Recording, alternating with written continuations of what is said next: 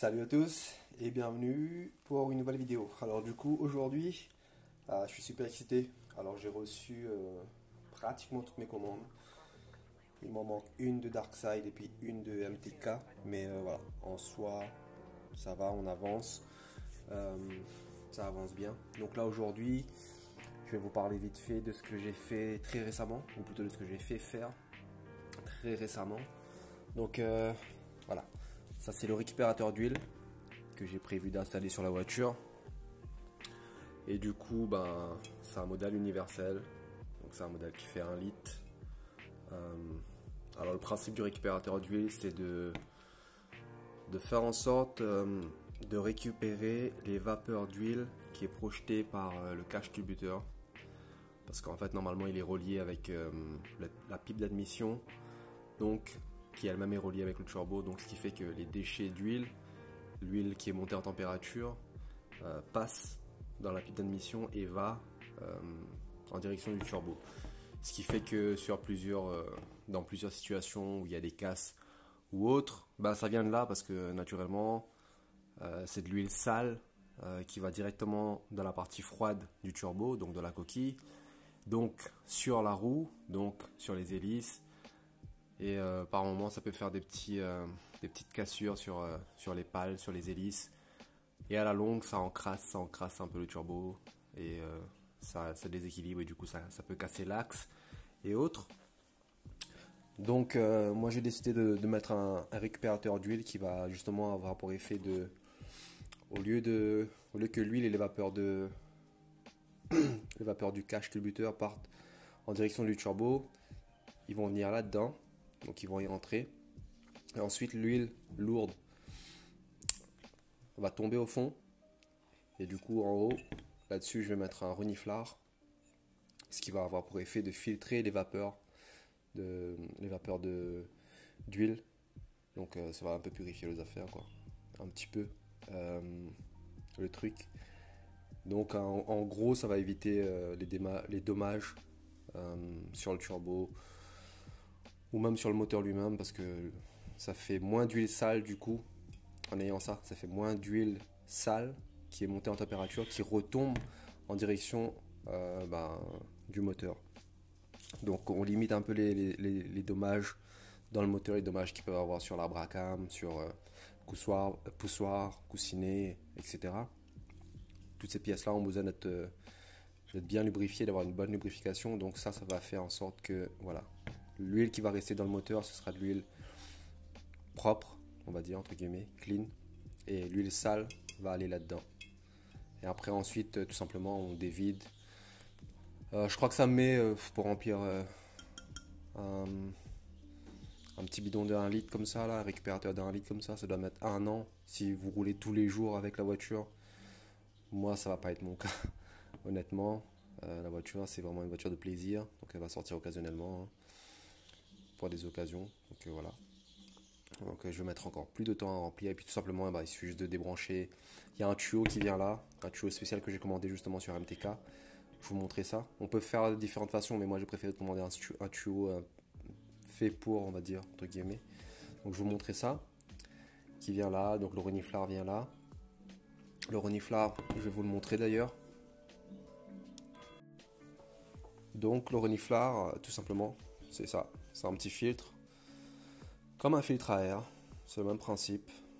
Donc celui-là, c'est de marque Bratex, tout simplement. Qui va venir se positionner au-dessus. Voilà. Très simplement, positionner au-dessus comme ça.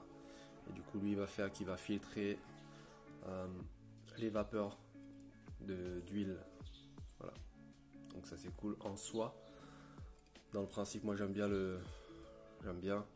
la fonctionnalité des récupérateurs d'huile.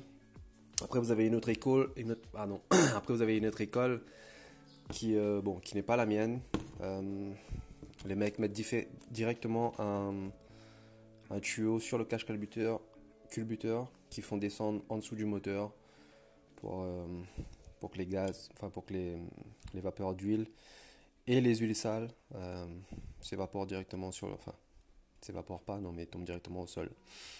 Bon, moi c'est pas trop ma conception. Je pars du principe que si aujourd'hui on a les outils on peut faire des bonnes choses clean. Donc autant les utiliser quoi. Ça coûte pas forcément cher et c'est pas c'est pas de l'ingénierie, il n'y a rien de compliqué à faire, c'est du plug and play pratiquement.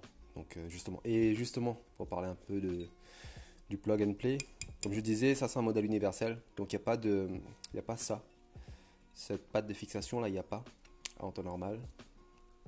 Je l'ai fait installer par un ami à moi qui est soudeur, professionnel naturellement, parce que vous pouvez le voir, hein, ça c'est clean, et ça c'est de l'aluminium, donc c'est particulier à soudre. Je vais retirer le cache. Le reniflard, pardon. Donc du coup j'avais pris les mesures un petit peu avant, au préalable, et je lui dis un peu ce que je voulais, à la forme que je voulais. Du coup il s'est occupé de faire plier ça qui est très compliqué à plier apparemment. Il a dû faire centrer, je sais pas comment il a fait. Et puis voilà, du coup je l'ai récupéré aujourd'hui. Super content, la soudure est propre, elle est clean. Donc moi il me restera plus qu'à faire un trou ici pour pouvoir la fixer ensuite. Je vous montrerai où je l'installe et je vous montrerai quand je ferai l'installation. De toute façon c'est pas forcément pour tout de suite. Donc voilà pour les nouvelles, l'évolution de la préparation, la récupération des pièces, voilà.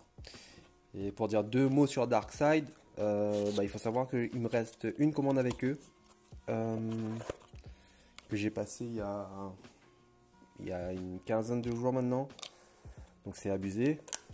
Pour ceux qui savent, Darkside ne travaille qu'avec DHL et notamment DHL Express, donc 15 jours pour DHL Express, c'est complètement abusé, aberrant. Donc je les ai contactés via Facebook et via mail, et ce qu'ils m'ont dit c'est que comme j'avais customisé mes silicones, ça allait prendre plus de temps que prévu.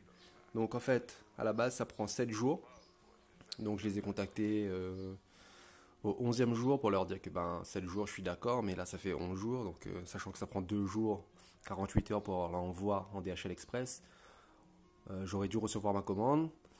Suite à quoi ils m'ont répondu que ma commande était en préparation, suite à quoi ils m'ont envoyé un mail 10 minutes plus tard, ça doit être une autre personne de la boîte, pour me dire qu'en fait ils avaient reçu leur commande de silicone customisée, mais que ma commande à moi, non, ils n'ont pas reçu ma commande. Je sais pas comment ils ont fait. Donc ils étaient obligés de repasser une autre commande. Donc naturellement ils vont attendre d'avoir une commande en gros pour lancer la production, parce qu'ils vont pas faire une commande juste pour moi. Et du coup ils m'ont dit que ça allait prendre encore un nouveau 7 jours d'attente, voire plus, voire moins. Espérons moins.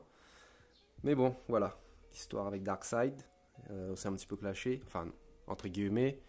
Hier sur Facebook, j'ai essayé de négocier un petit truc, ils ont complètement refusé. Bon bref, les mecs, voilà, j'ai passé 2 commandes qui étaient bien arrivées et la troisième, complètement la galère. Donc voilà, on va attendre juste la commande de Darkside avant de tout remonter, je pense. Et puis voilà, je ferai un unboxing avec vous une fois que je recevrai la commande de Darkside. Et je vous montrerai un petit peu aussi toute l'accumulation des commandes que j'ai eues ces derniers temps, avant de remonter tout ça et de remettre la voiture sur la route. Parce qu'après, une fois que je commencerai à remonter, je pense que j'y penserai pas forcément. Donc voilà. Dès que je reçois la prochaine commande Darkside et la prochaine commande MTK, qui sera les 2 dernières que j'ai actuellement en attente. Voilà. Unboxing et puis on commence le montage. Allez. Alors on continue. Et là, on va parler de la deuxième commande que j'ai reçue. C'est aussi la plus importante d'ailleurs. Donc c'est le turbo, vous pouvez le voir. Donc voilà un petit peu la bête. Quoi dire. Donc pour ceux qui connaissent, vous aurez reconnu, c'est un VKLR. Et pour ceux qui ne connaissent pas, c'est un VKLR. Donc le principe du VKLR, il est plutôt simple. Plutôt génial surtout en soi. Et bon, il est simple et compliqué en même temps. Donc il est génial en quoi? Il est génial. Ça va expliquer aussi pourquoi mon choix en fait d'ailleurs, cette réponse. Il est génial par le fait que c'est un turbo avec un roulement céramique. Donc des roulements à billes à l'intérieur qui se chargent d'améliorer la fluidité de la charge du turbo en lui-même. Ce qui est génial aussi avec ce turbo, enfin moi par rapport à mes recherches, on va parler ça d'un instant d'ailleurs, par rapport à mes recherches, naturellement j'ai un petit peu tout épluché, des hybrides au classique 2260 VK, en passant par les GTX génération 2. Donc pour ceux qui connaissent les GTX, ceux qui connaissent pas surtout, les GTX, en fait c'est des turbos pour turbo essence. Donc qui dit grosse préparation, type évolution, GTR et compagnie. Donc je me suis même penché là-dessus un moment pour voir si j'envisageais ou pas d'en prendre un. Et puis ce qui m'a plu chez les générations 2 des GTX, c'était déjà le roulement céramique, c'est ce qui m'intéressait. Parce que quand on regarde un petit peu, quand on se renseigne un petit peu dessus, on se rend compte que c'est vraiment, ça fait un gain, ça fait une amélioration, mais conséquente pour la charge du turbo. Il y a moins de lag, la charge elle est beaucoup plus fluide, plus régulière. On a besoin de mettre moins de pression pour que ça tourne, pour que ça charge. Donc c'est l'avantage des roulements céramiques. Et puis pourquoi ce choix et pas justement comme je disais le classique VK. Parce que justement moi j'aime le système roulement céramique. Et ce que j'aime aussi c'est ce système là. Donc ces deux gros tuyaux noirs là. Alors ils servent à quoi ces tuyaux? Ces tuyaux ils servent en fait, c'est un système de refroidissement liquide. Donc c'est un système de refroidissement à eau. On les branche sur le système à eau de la voiture et ça se combine avec les roulements céramiques. Donc en soi, ça limite la température du turbo, donc c'est un petit peu comme une protection on va dire, vu que le turbo monte moins haut en température. On protège le turbo, en théorie. Et puis ça c'est le show d'arrivée d'huile pour ceux qui se posent la question. Donc ces deux tuyaux là, c'est les deux noirs, c'est le branchement à eau. Et vous pouvez voir aussi à l'intérieur les pales magnifiques.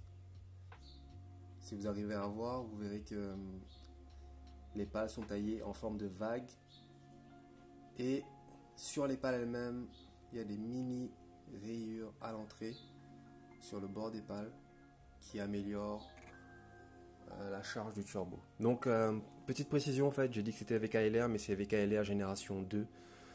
En fait moi je m'étais penché justement sur la génération 1 qui me plaisait déjà à l'époque et celle-là c'est la génération 2. Donc au moment de passer ma commande, j'ai vu celui-là et du coup je me suis dit hop, super intéressant. Ça a évolué. Ça doit faire 3-4 ans que moi je suis dessus, que je suis en train de me renseigner un petit peu partout et puis j'attendais un peu d'avoir les sous pour passer la commande. Donc du coup entre temps le milieu évolue, les milieux changent, hein, ça m'attend pas, ça m'a pas attendu. Donc là on est déjà à la génération 2 des VKLR. Donc la différence entre la génération 1 et la génération 2, ça va être les pales déjà. Vous pouvez le voir, je vous mettrai une photo de la génération 1. Et la différence aussi qui est plutôt conséquente, en tout cas sur les fiches techniques, c'est que celle-là elle est en 9 pales. La génération 1 elle est proposée en 6+6. 6+6 qui va avoir pour effet d'avoir une charge, enfin d'être un bon compromis, ça va d'envoyer autant de charge à bas régime, au sol comme on dit, qu'à haut régime, mais personnellement moi j'en doute un petit peu, je pense pas que ça puisse faire le même rendement qu'un 11 pales à haut régime. Et justement il y a le 11 pales, ça c'est mon avis, hein.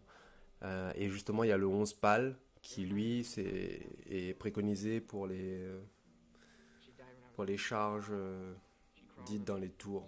Donc bon, là du coup la génération 2 elle propose immédiatement, elle propose pas le 6+6, en tout cas quand moi j'ai regardé il n'y avait pas le 6+6, elle propose directement un 9 pales qu'ils ont essayé en comparaison avec le 6+6 et le 11 pales de la génération 1 de VKLR. Et voilà, le rendu il est indiscutable. On est sur la génération 1, on était à quoi 2 bar 4, 2 bar 6 de pression pour 300 chevaux, 320 chevaux. Sur la génération 2, on est à pratiquement 2 bar 4 et 2 bar 6. Ils ont pris la même base. Mais cette fois-ci, on est à 320, 340 chevaux. Stable, fiable, c'est-à-dire fiable sans que le turbo soit en excès, donc en sur-régime, en surexploitation. Pareil pour la génération 1 sur les données de base. Donc, un meilleur rendement, un meilleur flux, moins de charge, plus de chevaux. Quoi de mieux, quoi. Quoi de mieux. Donc moi j'attends juste de monter ça et de voir, de partager avec vous ce que ça vaut, ce que ça donne. Ce que j'aime bien aussi dans le principe du VKLR, c'est que comme il a les roulements céramiques, ça offre une charge plus fluide. Donc qui dit fluidité dit un peu en fait ce qu'ils ont tenté de reproduire, pardon, c'est un peu la charge qu'on peut retrouver sur les hybrides, sur les VNT, les 1850, 1856 et 1756. Ceux qui en ont savent que voilà, c'est vraiment fluide, la charge est régulière, il n'y a pas de lag, il n'y a pas d'à-coup, on est vraiment sur de la conduite agréable avec ces hybrides là. Donc ce VKLR, c'est ce qu'a tenté de reproduire avec KLR. Après il faut savoir aussi que de base c'est un turbo qui vient des Mercedes, que ce soit la génération 1 et la génération 2, donc c'est des turbos Garrett. C'est des turbos Garrett qui viennent de chez Mercedes. Celle-là, quand j'ai regardé récemment, elle venait sur le V6 CDI de Mercedes. Donc voilà. On se dit juste que si ça peut tracter la caisse de la Mercedes, ben, sur une petite Skoda, ça va juste être magnifique. À voir. À voir, à voir, à voir. Quoi dire d'autre? Je l'ai récupéré ce matin. Il est arrivé hier. J'ai passé commande avec un ami. On a passé une petite commande groupée, lui et moi. Donc de 2 turbos seulement, hein, mais bon, ça suffit. On a pu avoir une petite remise et tout dessus, donc c'est génial. Avec le frais de port, on n'était pas dans des coûts exagérés, contrairement à ce qui se fait à la base. Donc du coup, je l'ai récupéré ce matin, vite fait. Par la même occasion, ce que j'ai fait, j'en ai profité immédiatement. Histoire de... Voilà. Dès qu'on a 5 minutes avec mon pote, le mécano, on posera ça directement, on n'aura plus rien à faire dessus. Voilà, ce qui est bien avec cette commande, sur le site sur lequel on a commandé, c'est que voilà, tout est livré ensemble. Donc c'est vraiment un plug and play. Donc on n'a plus qu'à installer et à rouler. Tout est livré. Quand je dis tout est livré, c'est vraiment toute la tuyauterie, comme je disais, à eau, à huile derrière. Ça c'est le retour d'huile, ça c'est l'arrivée d'huile. Donc tout est déjà dessus. La wastegate est dessus. Donc nous, de notre part, on n'a plus rien à chercher. Si jamais vous voulez savoir avec qui j'ai commandé, je mettrai un lien dans le descriptif. Et puis vous allez regarder ça vous-même. Et du coup ce matin j'en ai profité, pour revenir là-dessus vite fait. Ouais, je pars un peu en vrille dans ma tête, j'ai dit plein de choses. J'en ai profité pour faire poser un V-band. Donc le V-band, pour ceux qui ne connaissent pas, ça va servir à fixer le turbo, le carter du turbo à la ligne d'échappement. Donc ce système il simplifie tout, contrairement au système à 3 trous.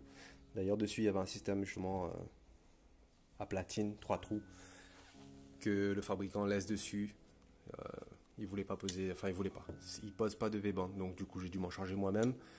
Et pareil, je suis allé voir mon soudeur et il a fait ça ce matin. Ne vous inquiétez pas, j'ai dévissé un petit peu trop, c'est pas grave, ça va se remettre en place. Donc voilà, je vous montre un petit peu le type de soudure qu'il fait. Voilà. Vous avez pu voir tout à l'heure sur de l'alu, là on est sur de la fonte. Et là c'est de l'inox, très particulier à faire.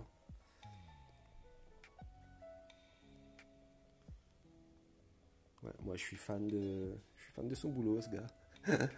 Franchement, le gars m'impressionne. Et ça c'est un gars de chez nous, La Réunion, donc ça s'est fait ici même. Voilà, on bosse propre, on bosse sérieux. Bon, assez de chauvinisme. Donc voilà, là, le V-band en soi. Donc du coup ça c'est la deuxième partie qui vient sur la ligne d'échappement. Et du coup après, ça viendra comme ça. Vous avez vu tout à l'heure, avec le collier par-dessus. C'est un système d'attache rapide. On perd pas de temps, on est moins embêté qu'avec les 3 trous. Et voilà. Et puis ben, si vous pouvez voir aussi là, la soudure du gars qui a fait le turbo, qui a fabriqué, du fabricant. Franchement, on était impressionné ce matin par la soudure, par la qualité du travail. C'est clean, il n'y a pas de bavure. C'est vraiment un travail très propre. C'est la première fois qu'on commande avec lui, avec eux. Je ne sais pas combien d'employés il y a. Et on n'est pas déçu. On n'est pas déçu du tout. Le travail est propre. Voilà. Ils ont su répondre exactement à ce qu'on avait besoin, à notre demande. Vous pouvez le voir. Travail de soudure. Super propre. Le turbo est super propre. Tout est mis en place. Voilà. Très très très proprement. Je m'arrête là-dessus. Je vous dis à très bientôt pour le montage de tout ça, de tout ce qu'on attend, de tout ce qu'il y a à monter, de tout ce qu'on a déjà reçu. Et puis on se donne rendez-vous aussi pour les prochaines vidéos où je donnerai mon ressenti sur un peu toutes les pièces que je commandais, que ce soit Darkside, que ce soit MTK, que ce soit le turbo lui-même. Et j'aurai une petite vidéo particulière aussi à vous faire. Ça va concerner le turbo, ça va être la suite du turbo. On va faire une nouvelle ligne d'échappement. Ça sera fait par un gars d'ici aussi, un gars de la Réunion. Donc si j'ai l'occasion de filmer, s'il me laisse le filmer, je partagerai ça avec vous. Donc, ça sera fait très bientôt, dans des dimensions particulières. On en parlera très prochainement, avec un objectif naturellement qui va avec. Donc, tout est logique dans ce qu'on fait, on ne cherche pas forcément à réinventer la roue. On suit juste des protocoles, on les applique et puis voilà. Voilà, on se dit à toutes.